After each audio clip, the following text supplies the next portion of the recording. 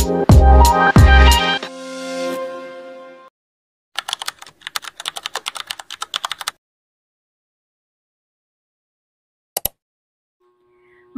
naldaw sa Indong Gabos. Ako si Maida Rodriguez Ajamar from BSND 1A.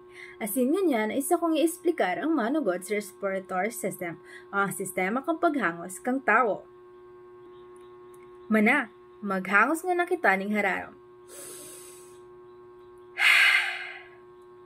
Asin, punanta na. Ang respiratory system ay sarong importanteng sistema kang satong hawak na responsable sa satong paghangos. Sa paagi kaini, nakakakukita ning oxygen na kaipuhan kang satong mga cells para makagibo ning enerhiya. Asin na iluluwas tama ng carbon dioxide na sarong basurang gas. Kung warang respiratory system, ay di kita makakahangos. At syempre, di kita mabubuhay.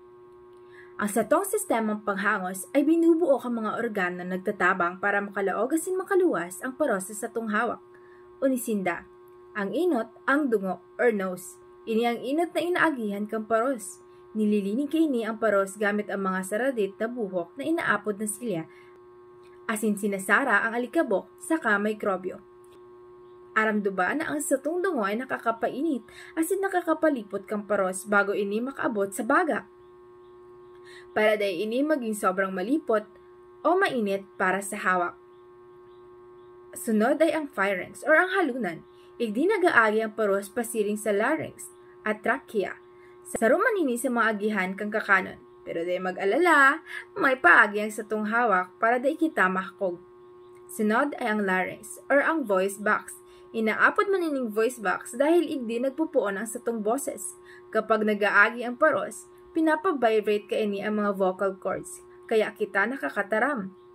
Another fun fact, mas halaba ang vocal cords kang lalaki kaya mas baba ang boses ninda kaysa sa babae. Sunod ay ang trachea or ang windpipe. Ini ang tubo na tigaagihan ka paros pasiling sa baga, garo ini highway kang paros. May mga cartilage rings ini para day ini gumuho habang naghahangos kita. Man ang bronchi asin bronchus. Ang trachea ay nababanga sa duwang bronchi, sarong pasiring sa kaliwang baga asin saro sa kanan. Ang mga ini ay nagsasadit habang papalaog sa laog kang baga, asin inaapod na bronchus. Ang bronchus ay garo kahoy na may mga sanga, asin kung ilalatag gabos, maabot sa halos 1,500 miles ang halaba.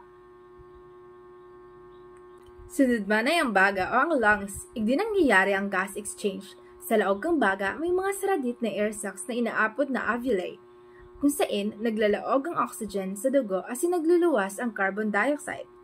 May lagpas 300 million alveoli ang satong baga. Kung ipapatag mo gabos, kaya kaining panoon ang sarong tennis court. Lastly, ang diaphragm. Saro ining dakulang kalamnan sa irarong kumbaga. Kapag naghahangos kita ning paros, nagbababa ini para tawan ni espasyo ang baga. Kapag naghahangos paluwas, umaangat ini para ituklang paluwas ang carbon dioxide. Ang diaphragm man ang dahilan kung daw kita nakakasinok. Ang respiratory system ay may dakulang papel sa hemostasis o ang pagpapanatili kang balanse sa satong hawak. Tinatabangan ka ining mapanatiling tama ang level kang oxygen sa carbon dioxide sa dugo. Kapag kulang ang oxygen, mas nagluluway ang satong hawak. Kapag sobra naman ang carbon dioxide, nagiging acidic ang dugo. Kaya importante ang dagos-dagos sa katamang paghangos.